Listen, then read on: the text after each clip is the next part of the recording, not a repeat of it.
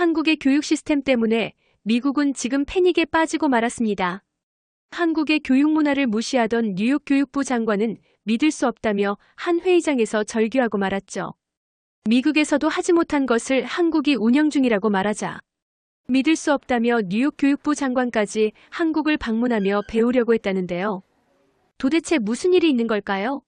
지금부터 알아보겠습니다. 저는 뉴욕 교육부 장관 조나단 밀러입니다. 지난달 뉴욕에서 열린 국제교육 컨퍼런스는 제 인생의 전환점이 되었습니다. 전 세계 교육 전문가들이 모인 자리였죠. 행사장은 화려한 샹들리에와 푸른색 카펫이 깔린 고급스러운 분위기였어요. 참석자들의 열기로 공기마저 달아올라 있었습니다. 사회자가 갑자기 질문을 던졌어요. 전 세계에서 가장 효율적인 교육 시스템을 가진 나라는 어디일까요? 저를 포함한 대부분의 참석자들은 당연히 핀란드라고 예상했습니다. 핀란드의 교육 시스템은 오랫동안 세계의 모범이었으니까요. 그런데 하버드대 교육학 교수 윌리엄 크로포드가 내놓은 정답은 전혀 다른 나라였어요. 마이크를 잡은 크로포드 교수의 얼굴은 자신감으로 빛났습니다. 가장 효율적인 교육 시스템을 가진 나라는 바로 한국입니다. 순간 회의장이 조용해졌어요. 저는 의자에 앉은 채 얼어붙었습니다. 주변을 둘러보니 다른 참석자들도 놀란 표정이었죠. 한국이라고? 정말? 입시 지옥이라 불리는 그 나라가? 크로포드 교수는 차분하게 설명을 이어갔어요. 한국은 자원이 부족한 나라임에도 불구하고 교육에 엄청난 투자를 해왔습니다. 특히 디지털 교육과 무료 교육 시스템을 통해 교육 기회의 형평성을 이루었죠. 교수의 말이 이어질수록 제 심장은 빠르게 뛰기 시작했습니다. 이건 제가 알고 있던 한국의 이미지와 너무 달랐어요. 입시 위주의 경쟁적인 시스템이라는 이미지였습니다. 머릿속이 복잡해졌어요. 회의가 끝나고 호텔로 돌아온 저는 노트북을 펼쳤습니다. 손가락이 키보드 위에서 춤을 추듯 빠르게 움직였어요. 한국 교육에 관한 자료를 찾기 시작했죠. 방 안의 조명이 어두워지고 창밖으로 뉴욕의 밤이 깊어가는 것도 모르게 자료를 읽어내려갔습니다. 한국의 대학 진학률이 세계 최고 수준이라는 점, 디지털 문해력이 어느 나라보다 뛰어나다는 점, 그리고 무엇보다 교육 시스템이 교육 불평등을 해소하는데 중점을 두고 있다는 점이 눈에 들어왔어요. 새벽녘이 되자 깨달음이 찾아왔습니다. 이건 직접 확인해봐야 해. 제 목소리가 텅 빈 호텔방에 울렸어요. 심장이 두근거렸습니다. 이것이 정말이라면 미국 교육도 크게 바꿔야 할 때가 온 것일지도 모릅니다. 즉시 한국행 비행기 표를 예매했어요. 손가락이 떨려 몇 번이나 잘못 클릭했습니다. 드디어 예약이 완료됐다는 메시지가 떴어요. 심호흡을 크게 했습니다. 머릿속에는 이미 한국에서 보게 될 교육 시스템에 대한 기대와 의문이 가득했어요. 가방을 쌌습니다. 평소처럼 정장 몇 벌과 간단한 생필품만 넣었어요. 창밖으로 보이는 뉴욕의 아침 풍경이 어쩐지 새롭게 느껴졌습니다. 곧 만나게 될 낯선 나라에 대한 기대감 때문이었을까요? 가슴이 설렜어요. 인천국제공항에 발을 디딘 순간부터 놀라움의 연속이었습니다.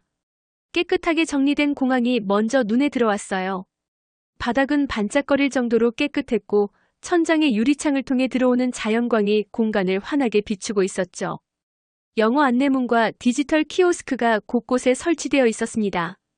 미국의 공항에서는 찾아보기 힘든 질서정연함이 느껴졌어요. 사람들은 서두르면서도 서로를 배려하는 모습이었습니다. 입국장을 나서자 저를 맞이한 박정우 서울시 교육감의 모습이 보였어요. 키가 크지 않았지만 깔끔한 정장 차림에 자신감 넘치는 미소가 인상적이었습니다. 박정우 교육감은 유창한 영어로 인사를 건넸어요. 밀러 장관님, 한국에 오신 것을 환영합니다. 한국 교육의 비밀을 직접 확인해 보세요. 악수를 나누는 순간 박정우 교육감의 손길에서 진심이 느껴졌습니다. 첫 인상부터 좋았어요. 공항 밖으로 나가자 선선한 가을바람이 얼굴을 스쳤습니다. 하늘은 맑고 푸르렀어요. 리무진에 올라탔습니다. 가죽 시트의 안락함이 피로를 덜어주었어요. 창밖으로 보이는 한국의 모습에 또 한 번 놀랐습니다. 고층 빌딩들 사이로 보이는 산과 한강이 조화롭게 어우러진 풍경이었어요. 길거리마다 스마트폰과 태블릿을 사용하는 사람들이 보였습니다. 젊은이들뿐만 아니라 노인들도 디지털 기기를 자연스럽게 다루고 있었어요. 미국과는 다른 모습이었죠. 차가 잠시 정체에 걸렸습니다. 박정우 교육감은 미소를 지으며 제게 말했어요. 이 와이파이는 서울 전역에서 무료로 사용 가능합니다. 학생들이 어디서든 공부할 수 있도록 국가에서 제공하고 있어요. 순간 제 눈이 커졌습니다. 믿을 수 없었어요. 뉴욕에서는 상상도 할 수 없는 일이었죠. 뉴욕에서는 유료 와이파이나 데이터 요금을 내야만 인터넷을 사용할 수 있는데요. 목소리에 놀람이 묻어났습니다. 박정우 교육감은 당연하다는 듯 웃으며 말했어요. 한국에서는 인터넷 접속이 기본권이라고 생각합니다. 특히 교육을 위해서라면요. 서울 시내로 들어서며 창밖으로 보이는 풍경은 뉴욕과 비슷하면서도 뭔가 달랐습니다. 거리마다 서점과 스터디 카페가 보였어요. 지하철역에도 작은 도서관이 있었죠. 사람들은 바쁘게 움직이면서도 책이나 태블릿을 손에서 놓지 않았습니다. 서울시 교육청에 도착했습니다. 현대적인 건물이었어요. 유리 외벽에 반사되는 햇빛이 건물을 더욱 빛나게 만들었죠. 로비에는 학생들의 작품으로 보이는 전시물들이 가득했습니다. 박정우 교육감은 자랑스럽게 말했어요. 이제 한국 교육의 비밀을 직접 확인해 보십시오. 첫 번째로 방문할 곳은 KMOC 센터입니다. 호기심이 발동했습니다.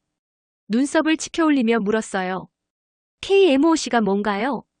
박정우 교육감은 미소를 지으며 대답했습니다. 곧 보시면 놀라실 겁니다. 한국의 미래 교육이 어떻게 펼쳐지고 있는지 직접 체험하시게 될 테니까요. 내 마음은 이미 다음 목적지에 대한 기대로 가득 찼습니다.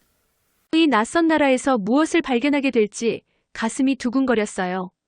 KMOC 센터에 도착하자 현대적인 시설이 눈앞에 펼쳐졌습니다. 널찍한 공간에 대형 모니터들이 벽면을 채우고 있었어요. 중앙에는 학생들이 태블릿과 노트북을 사용하며 공부하는 모습이 보였습니다. 센터 내부는 밝은 조명과 편안한 의자, 곳곳에 배치된 충전 포트까지 모든 것이 학습자 중심으로 설계되어 있었어요. 벽면의 그래픽 디자인은 미래지향적이면서도 따뜻한 느낌을 주었습니다. 박정우 교육감이 설명을 시작했어요. KMOC란 코리안 매시브 오펀 온라인 코스의 약자입니다. 한국의 주요 대학들이 제공하는 온라인 강의 플랫폼이죠. 제 눈앞에 있는 대형 화면에는 다양한 강좌 목록이 표시되어 있었습니다. 서울대, 연세대, 고려대 등 한국의 명문대학 로고가 보였어요. 서울대, 연세대, 고려대 등 한국의 명문대 강의를 누구나 무료로 수강할 수 있는 시스템입니다. 제 눈이 동그랗게 커졌습니다. 입이 저절로 벌어졌어요. 머릿속에서는 정말 무료라고 하는 의심이 계속 맴돌았죠. 턱을 문지르며 의심스러운 눈으로 물었습니다. 정말 무료인가요? 미국에서는 하버드 온라인 강의 하나에 약 $1,500, 스탠포드 AI 강의는 $3,000 이상인데 목소리에 회의감이 묻어났어요. 박정우 교육감은 자신감 있는 미소를 띠며 태블릿을 건네주었습니다. 직접 접속해서 확인해 보세요. 태블릿을 받아들었습니다. 손가락이 살짝 떨렸어요. 화면은 이미 KMOC 사이트에 접속되어 있었습니다. 강의 목록을 클릭하자 수천 개의 대학 강의가 카테고리별로 정리되어 나타났어요. 눈을 의심했습니다. 정말로 모든 강의가 무료였어요. 인공지능부터 문학, 의학, 경영학까지 모든 분야의 강의가 있었습니다. 손가락으로 화면을 스크롤하며 내용을 확인했어요. 각 강의는 전문적인 내용을 담고 있었고 영어 자막까지 제공되고 있었습니다. 가슴이 두근거렸어요. 이건 미국의 교육 시스템과는 완전히 다른 패러다임이었습니다. 목이 메어 잠시 말을 잇지 못했어요. 이게 어떻게 가능한 거죠? 이런 고품질 강의를 무료로 제공하는 재원은 어디서 나오나요? 진심 어린 궁금증이 묻어나는 목소리였습니다. 박정우 교육감은 단호한 표정으로 대답했어요. 교육은 모든 국민이 누려야 할 권리입니다. 국가와 대학, 기업이 함께 이 플랫폼을 지원하고 있어요. 교육 접근성을 높이는 것이 국가 경쟁력을 높이는 길이라고 믿기 때문이죠. 그 말을 듣는 순간 제 머릿속에서 무언가가 딱 맞아떨어지는 느낌이 들었습니다. 미국에서는 교육이 종종 투자로 여겨지고 비싼 학비를 지불해야만 양질의 교육을 받을 수 있다고 생각해왔어요. 그런데 한국은 완전히 근본적으로 다른 접근 방식을 취하고 있었습니다. 주변을 둘러보니 다양한 연령대의 사람들이 강의를 수강하고 있었어요. 학생처럼 보이는 젊은이들부터 직장인, 심지어 노인들까지 있었습니다. 모두가 집중해서 강의를 듣고 있었어요. 이 플랫폼을 통해 학위도 받을 수 있나요? 궁금증이 계속 이어졌습니다. 박정우 교육감은 설명을 이어갔어요. 아직 정규 학위까지는 아니지만 수료증은 발급 가능하며 이미 많은 기업들이 이 수료증을 인정하고 있습니다. 또한 정규 학위 과정에서도 일부 학점으로 인정받을 수 있어요. 이 말을 듣고 깊은 생각에 잠겼습니다. 마음속으로는 이미 뉴욕의 교육 시스템에 이런 개념을 어떻게 도입할 수 있을지 구상하기 시작했어요. 도전적인 과제였지만 가능성이 보였습니다. KMOC 센터를 나오며 돌아봤습니다. 여기서 본 것은 단순한 온라인 강의 플랫폼이 아니었어요. 이곳은 교육의 민주화가 실현되는 공간이었습니다. 미국과 한국의 차이점이 너무나도 선명하게 드러나는 순간이었어요. 다음으로 우리는 서울 시내의 한 카페를 방문했습니다. 유리창 너머로 보이는 내부는 사람들로 가득 차 있었어요. 박정우 교육감은 미소를 지으며 저를 안내했습니다. 이곳은 특별한 카페입니다. 들어가 보시죠. 카페 문을 열자 달콤한 커피 향기가 코끝을 스쳤어요. 그러나 더 놀라운 것은 소리였습니다. 일반 카페라면 시끌벅적한 대화 소리로 가득해야 하는데 이곳은 조용했어요. 키보드 두드리는 소리와 책장 넘기는 소리만 들렸습니다. 넓은 공간에 자리 잡은 사람들 대부분이 노트북과 태블릿으로 무언가를 공부하고 있었어요. 대학생으로 보이는 젊은이들부터 정장 차림의 직장인, 심지어 흰머리의 노인들까지 다양했습니다. 여기는 일반 카페 아닌가요? 목소리에 놀라움이 묻어났어요. 박정우 교육감은 고개를 끄덕였습니다. 네, 일반 카페 맞습니다. 하지만 한국에서는 많은 카페가 자연스럽게 학습 공간으로 활용되고 있어요. 테이블 사이를 걸으며 주변을 관찰했습니다. 한 테이블에서는 대학생으로 보이는 3명이 영어 발표를 준비하고 있었어요. 다른 테이블에서는 중년 남성이 온라인 강의를 듣고 있었습니다. 구석에는 나이 지긋한 노인 몇 분이 태블릿으로 무언가를 배우고 있었어요. 보세요, 학생들뿐만 아니라 직장인, 심지어 저기 구석에 계신 노인분들도 공부하고 계시죠. 카페 곳곳에는 콘센트와 USB 포트가 설치되어 있었습니다. 와이파이 속도도 매우 빨랐어요. 이곳은 단순한 음료 판매 공간이 아니라 도시 전체에 퍼진 학습 공간의 일부였습니다. 호기심이 생겼어요. 노인 테이블로 다가갔습니다. 저기 할아버님은 뭘 공부하고 계시는 거죠? 박정우 교육감은 미소를 지으며 대답했어요. 디지털 활용 교육입니다. 서울시에서는 노인분들을 위한 무료 디지털 교육을 제공하고 있죠. 스마트폰 사용법부터 인터넷 뱅킹, 유튜브 제작까지 다양한 과정이 있어요. 할아버님이 태블릿에서 보고 있던 화면은 영상 편집 튜토리얼이었습니다. 80대로 보이는 분이 이런 최신 기술을 배우고 있다는 사실이 놀라웠어요. 뉴욕에서는 디지털 격차가 심각한 문제인데 특히 노인분들은 디지털 기기 사용에 큰 어려움을 겪고 있습니다. 제 목소리에는 부러움이 묻어났어요. 박정우 교육감은 진지한 표정으로 설명했습니다. 한국도 과거에는 그랬습니다. 하지만 정부와 기업이 함께 디지털 포용 정책을 시행하면서 상황이 크게 개선되었어요. 테이블에 앉아 커피를 주문했습니다. 에스프레소의 진한 향이 퍼졌어요. 주변을 둘러보니 모든 사람이 자발적으로 배움을 추구하는 모습이 인상적이었습니다. 아무도 강요하지 않았는데도 저절로 학습 문화가 형성된 것 같았어요. 이게 바로 한국의 교육 철학입니다.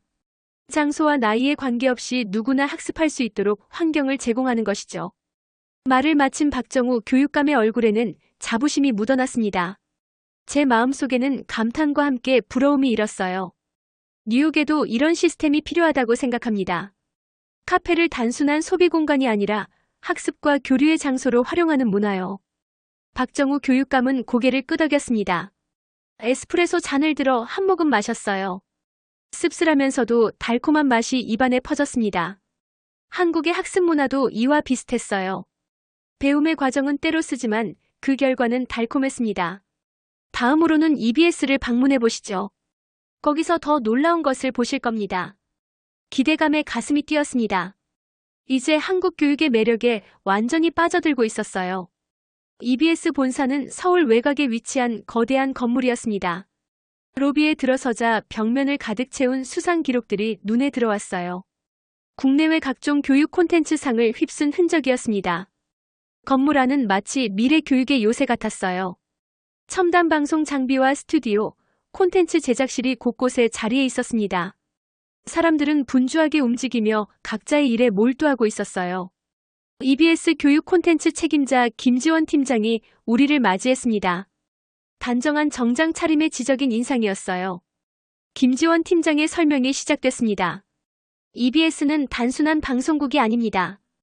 영유아부터 노인까지 전 생애 주기를 아우르는 교육 콘텐츠를 제작하는 한국 공교육의 중심축이에요. 목소리에는 자부심이 가득했습니다. 저는 놀라움을 감추지 못했어요. TV 방송국이 어떻게 교육에 그렇게 큰 역할을 할 수 있나요? 김지원 팀장은 웃으며 대답했습니다. 직접 보시면 이해가 빠를 거예요. 우리는 스튜디오 투어를 시작했어요. 첫 번째 스튜디오에서는 초등학생을 위한 신나는 수학 여행 프로그램을 촬영 중이었습니다. 화려한 세트와 게임 요소를 활용해 복잡한 수학 개념을 재미있게 설명하고 있었어요. 두 번째 스튜디오에서는 고등학생을 위한 수능 강의를 녹화하고 있었습니다. 베테랑 교사가 어려운 개념을 명쾌하게 설명하는 모습이 인상적이었어요. 세 번째 스튜디오에서는 성인 대상의 직업교육 프로그램이 만들어지고 있었습니다. 최신 트렌드와 기술을 알기 쉽게 풀어내는 콘텐츠였어요. 이 모든 콘텐츠가 TV와 온라인으로 무료 제공됩니다. 특히 수능 강의는 모든 학생이 가정 형편에 관계없이 질 높은 교육을 받을 수 있도록 하는데 큰 역할을 하고 있어요. 제 머릿속에서 천둥이 친 것 같았습니다. 미국의 교육 현실과 너무 달랐어요. 목소리가 떨렸습니다. 미국에서는 SAT 강좌 하나가 약 $1,500나 하는데 여기서는 모든 강의가 무료라고요? 김지원 팀장은 당연하다는 듯 대답했습니다. 네, 맞습니다. EBS는 국영방송이기 때문에 공적 자금으로 운영되고 있어요. 교육은 특권이 아니라 국민의 기본 권리라는 철학이 바탕에 있죠. 투어를 계속하며 제작 과정을 자세히 살펴봤습니다. 콘텐츠 기획자, 교육 전문가, 영상 제작자들이 팀을 이루어 교육 콘텐츠를 만들고 있었어요. 모든 과정에서 교육적 효과를 최우선으로 고려하는 모습이 인상적이었습니다. 스튜디오 투어 후 EBS의 온라인 플랫폼을 살펴봤어요. 대형 스크린에 표시된 플랫폼에는 수십만 개의 교육 영상과 자료가 체계적으로 정리되어 있었습니다. 모든 콘텐츠는 주제별, 학년별, 난이도별로 분류되어 있었어요. 검색 기능도 매우 정교했습니다. 이렇게 방대한 자료를 어떻게 관리하시나요? 궁금증이 솟구쳤어요.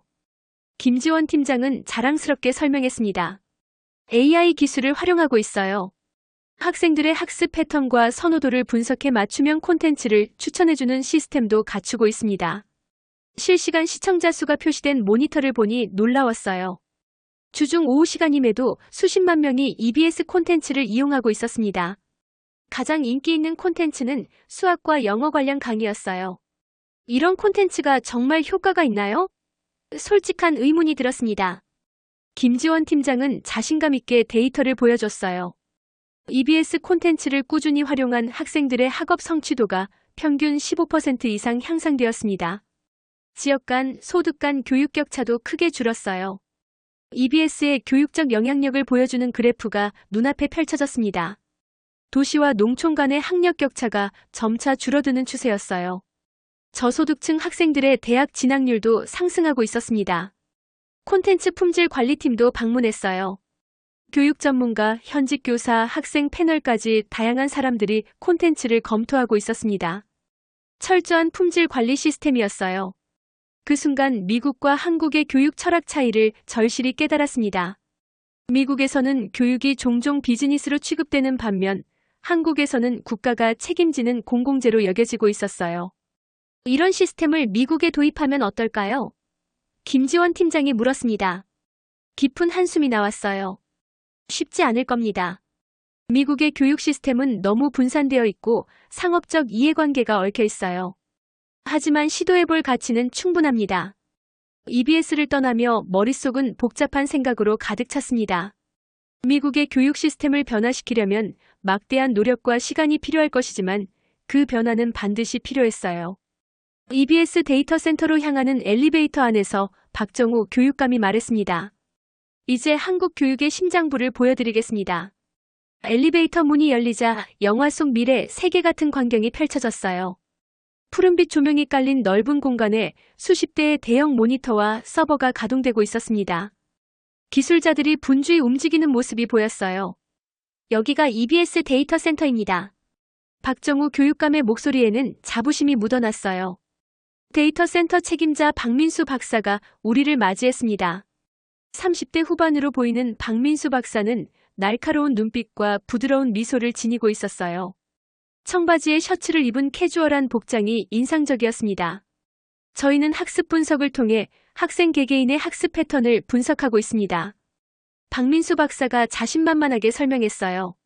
예를 들어 수학 문제를 풀 때 어떤 유형에서 시간이 오래 걸리는지, 어떤 개념을 어려워하는지 실시간으로 파악할 수 있어요. 중앙에 위치한 대형 스크린을 가리켰습니다. 화면에는 복잡한 데이터 흐름이 시각화되어 있었어요. 색상별로 구분된 그래프와 차트가 학생들의 학습 현황을 보여주고 있었습니다. 이건 마치 교육판 나사 관제센터 같군요. 감탄이 절로 나왔어요. 박민수 박사는 웃으며 고개를 끄덕였습니다. 정확한 비유입니다. 우리는 학생들의 학습 우주를 모니터링하고 있으니까요. 실시간 데이터 흐름을 보여주는 화면 앞으로 다가갔습니다. 숫자와 그래프가 끊임없이 변화하고 있었어요. 이 모든 데이터는 익명화되어 있었지만 학습 패턴을 명확히 보여주고 있었습니다. 이 데이터는 어디서 수집되는 건가요? 궁금증이 솟구쳤어요. EBS 온라인 클래스, KMOC, 그리고 전국 공립학교 디지털 학습 시스템에서 수집됩니다. 박민수 박사가 자세히 설명했습니다. 물론 모든 데이터는 익명화되어 있고 학생과 학부모의 동의를 받은 경우에만 수집해요. 다른 화면으로 안내받았습니다. 이번에는 개인 맞춤형 학습 시스템이 표시되어 있었어요. 한 학생의 학습 여정이 마치 지하철 노선도처럼 시각화되어 있었습니다. 이 데이터를 바탕으로 AI가 학생 개개인에게 부족한 부분을 자동으로 추천해줍니다. 박민수 박사의 목소리에는 열정이 가득했어요. 예를 들어 삼각함수를 어려워하는 학생에게는 관련 개념부터 차근차근 설명하는 맞춤형 콘텐츠를 제공하죠. 시스템 시연이 이어졌습니다. 학생이 문제를 풀다가 어려움을 겪으면 AI가 즉시 개입해 도움을 주는 모습을 볼 수 있었어요. 단계별 힌트부터 관련 개념 설명까지 마치 개인 교사가 옆에서 지도하는 것 같았습니다. 이게 정말 모든 학생에게 무료로 제공된다고요? 믿기지 않았어요. 네, 맞습니다. 박정우 교육감이 대답했습니다. 한국의 모든 공립학교 학생들은 이 시스템을 무료로 이용할 수 있어요.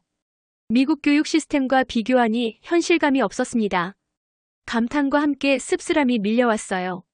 미국에서도 AI 교육 시스템을 개발 중이지만 대부분 비싼 구독료가 필요한데 이런 첨단 기술을 어떻게 무료로 제공할 수 있는 거죠? 박민수 박사는 웃으며 대답했습니다. 초기 개발 비용은 크지만 규모의 경제가 작용해요. 전국의 모든 학생이 이용하기 때문에 1인당 비용은 매우 저렴해집니다. 또한 기업들의 사회공헌 차원의 기술 지원도 큰 도움이 되고 있어요. 한 화면에서는 AI 튜터가 학생과 대화하는 모습이 보였습니다. 놀랍게도 이 AI는 학생의 감정 상태까지 분석해 적절히 반응하고 있었어요. 좌절감을 느끼는 학생에게는 격려를, 자신감 넘치는 학생에게는 도전적인 문제를 제시했습니다. 이건 단순한 교육 기술이 아니라 교육혁명이군요. 솔직한 감상을 말했어요. 데이터 센터를 나오면서 깊은 고민에 빠졌습니다. 미국의 교육 현실과 너무 대비되었어요. 머릿속에서 계속 질문이 맴돌았습니다. 미국이 과연 이런 수준을 따라잡을 수 있을까? 우리는 너무 상업적인 접근에만 매몰된 것은 아닐까? 박정우 교육감은 제 표정을 보며 말했어요. 교육은 당장의 이익보다 미래에 대한 투자입니다. 한국은 자원이 부족한 나라이기에 인적 자원 개발에 모든 것을 걸었죠. 그 말이 가슴에 와닿았습니다. 교육을 투자로 볼 것인가, 권리로 볼 것인가. 이 관점의 차이가 두 나라 교육 시스템의 근본적인 차이를 만들어낸 것 같았어요. 다음 날 아침, 우리는 서울 동대문구에 위치한 한 주민센터를 방문했습니다. 건물은 오래되었지만 내부는 현대적으로 리모델링되어 있었어요. 밝은 조명과 편안한 의자, 최신 컴퓨터 장비가 갖춰진 교육실이 인상적이었습니다. 교육실 문을 열자 예상치 못한 광경이 펼쳐졌어요. 6080대로 보이는 노인들이 컴퓨터와 태블릿 앞에 앉아 진지하게 수업을 듣고 있었습니다. 모두가 집중하는 표정이었어요. 이분들은 모두 디지털 시니어 양성과정 수강생들입니다. 강의를 진행하는 이수진 강사가 설명했어요. 이수진 강사는 30대 초반의 젊은 여성이었습니다. 밝은 목소리와 친절한 태도로 노인들을 지도하고 있었어요. 노인들이 질문할 때마다 개인적으로 다가가 차근차근 설명해주는 모습이 인상적이었습니다. 스마트폰 활용부터 유튜브 영상 제작까지 배우고 계세요. 이 과정은 완전 무료이고 장비도 모두 지원됩니다. 교실을 둘러보니 정말 다양한 활동이 이루어지고 있었어요. 한쪽에서는 스마트폰 기본 사용법을, 다른 쪽에서는 소셜미디어 활용법을, 또 다른 곳에서는 영상 편집을 배우고 있었습니다. 그중 한 분이 특히 눈에 띄었어요. 하얀 머리에 깔끔한 옷차림의 할머니였습니다. 다른 수강생들보다 더 능숙하게 영상 편집 프로그램을 다루고 있었어요. 저분이 김경숙 할머니이십니다. 78세이신데 저희 프로그램의 스타예요. 이수진 강사가 자랑스럽게 소개했습니다. 할머니의 인생 이야기라는 유튜브 채널을 운영하고 계시는데 구독자가 1만 명이 넘어요. 놀라움에 입이 벌어졌습니다. 78세 할머니가 유튜버라니. 호기심이 발동했어요. 김경숙 할머니에게 다가갔습니다. 안녕하세요 할머니. 미국에서 온 조나단 밀러입니다. 유튜브 채널에 대해 더 알고 싶어요. 김경숙 할머니는 환한 미소로 맞아주셨습니다. 주름진 얼굴이지만 눈빛은 젊은이보다 더 반짝였어요. 반갑습니다. 제 채널이 궁금하신가요? 한국 전통 요리와 역사 이야기를 주로 다루고 있어요. 젊은 세대가 우리 문화를 잊지 않았으면 하는 바람으로 시작했답니다. 할머니의 태블릿을 살펴보니 영상 편집 프로그램을 놀라울 정도로 능숙하게 다루고 있었어요. 컷 편집부터 자막 추가, 효과음 삽입까지 전문가 수준이었습니다. 나이 드신 분이 디지털을 배우는 게 어렵지 않으셨나요? 솔직한 궁금증이 들었어요. 김경숙 할머니는 잠시 생각에 잠기더니 대답하셨습니다. 처음엔 정말 어려웠죠. 손가락도 잘 안 움직이고 용어도 생소했으니까요. 첫 수업 때는 컴퓨터 전원 버튼 찾는 것부터 어려웠어요. 잠시 웃음이 터졌습니다. 할머니의 솔직한 고백이 공감을 샀어요. 하지만 배우려는 의지가 중요해요. 나이는 숫자일 뿐이랍니다. 매일 조금씩 배우다 보니 어느새 이렇게 되었네요. 할머니의 유튜브 채널을 함께 살펴봤습니다. 영상의 퀄리티가 놀라웠어요. 전통 요리법부터 해방 이후 한국의 변화상까지 다양한 주제의 영상들이 있었습니다. 댓글에는 긍정적인 반응이 가득했어요. 이런 영상을 만드시는 이유가 있으신가요? 더 깊은 이야기가 궁금했습니다. 김경숙 할머니는 진지한 표정으로 대답하셨어요. 내가 살아온 이야기가 후손들에게 도움이 되길 바라서요. 우리 세대의 경험과 지혜가 사라지면 안 된다고 생각했죠. 그리고 나 자신을 위해서도 중요해요. 계속 배우고 도전하는 게 건강하게 오래 사는 비결이니까. 할머니의 말씀이 가슴에 와닿았습니다. 이것이 진정한 평생 교육의 정신이구나. 배움에는 끝이 없다는 철학, 그리고 그것을 실현할 수 있는 사회 시스템. 미국의 노인들도 이런 기회를 가질 수 있다면 얼마나 좋을까 하는 생각이 들었어요. 수업 후 수강생들은 함께 차를 마시며 이야기를 나눴습니다. 서로의 영상을 보여주고 피드백을 주고받는 모습이 인상적이었어요. 이곳은 단순한 교육 공간이 아니라 커뮤니티였습니다. 주민센터를 나오면서 박정우 교육감에게 물었어요. 이런 프로그램이 전국적으로 운영되나요? 네, 전국 3,500여 개 주민센터에서 유사한 프로그램이 운영되고 있습니다. 디지털 소외계층 없는 한국을 만드는 것이 목표예요. 그 순간 미국의 교육 시스템에 대한 깊은 반성이 밀려왔습니다. 우리는 너무 젊은 세대에만 집중한 게 아닐까? 교육은 전 생애에 걸쳐 이루어져야 하는 것이 아닐까? 한국에서의 마지막 날, 박정우 교육감과 함께 한강변을 거닐었습니다. 초가을에 선선한 바람이 불었어요. 흐르는 강물처럼 생각도 끊임없이 흘렀습니다. 3일간의 짧은 방문이었지만 제가 본 것들은 제 교육관을 완전히 바꿔놓기에 충분했어요. 미국으로 돌아가면 무엇부터 시작해야 할지 구상하고 있었습니다. 한국의 교육 시스템이 완벽하다고 말씀드리는 것은 아닙니다. 박정우 교육감이 솔직하게 말했어요. 우리도 입시 경쟁, 사교육 문제 등 해결해야 할 과제가 많아요. 강변에 앉아 잠시 쉬었습니다. 맞은편에 보이는 서울의 스카이라인이 아름다웠어요. 현대적인 건물들 사이로 고궁의 전통적인 지붕도 보였습니다. 과거와 현재가 공존하는 모습이 인상적이었어요. 가장 인상 깊었던 점은 무엇인가요? 박정우 교육감이 물었습니다. 잠시 생각에 잠겼어요. 여러 장면이 머릿속을 스쳐 지나갔습니다. KMOC 센터의 무료 강의들, 카페에서 공부하는 다양한 연령층의 사람들, EBS의 공교육 지원 시스템, AI 기반 맞춤형 학습, 그리고 김경숙 할머니의 유튜브 도전까지. 한국이 교육을 특권이 아닌 권리로 여긴다는 점이 가장 인상적이었어요. 진심을 담아 대답했습니다. 그리고 그것을 실현하기 위해 국가와 사회가 함께 노력한다는 사실이 놀라웠어요. 박정우 교육감은 고개를 끄덕였습니다. 교육은 경쟁이 아닌 협력을 통해 발전한다고 믿습니다. 개인의 성공보다 모두의 성장을 중요시하는 것이 한국 교육의 핵심 가치죠. 그 말이 제 가슴에 깊이 새겨졌습니다. 우리 미국 교육은 너무 경쟁과 성공에만 초점을 맞춘 것은 아닐까? 그 과정에서 많은 학생들이 소외되고 있는 것은 아닐까? 인천공항으로 돌아가는 길, 창밖으로 보이는 서울의 풍경을 마음에 담았습니다. 복잡한 감정이 교차했어요. 감동, 부러움, 그리고 약간의 부끄러움까지. 비행기에 탑승한 후 노트에 계획을 적기 시작했습니다. 손이 떨릴 정도로 흥분된 상태였어요. 이 경험을 어떻게 뉴욕 교육에 적용할 수 있을지 구체적인 아이디어가 솟구쳤습니다. 뉴욕 공립학교의 무료 온라인 강의 플랫폼 도입, 노인 대상 디지털 교육 프로그램 확대, AI 기반 맞춤형 학습 시스템 개발을 위한 예산 확보, 공공장소 무료 와이파이 확대, 교육방송 시스템 구축. 이것은 시작에 불과했습니다. 한국에서 본 교육 철학을 미국에 도입하기 위해서는 더 근본적인 인식 변화가 필요했어요. 교육이 특권이 아닌 권리라는 한국의 철학을 미국에도 심어야 했습니다. 비행기가 이륙했습니다. 창밖으로 점점 작아지는 한국 땅을 바라봤어요. 하늘에서 본 한국은 작은 나라였지만 그 작은 나라가 교육을 통해 이룬 성취는 거대했습니다. 뉴욕에 도착한 직후 첫 기자회견을 열었어요. 기자들의 플래시 세례 속에서 확신에 찬 목소리로 말했습니다.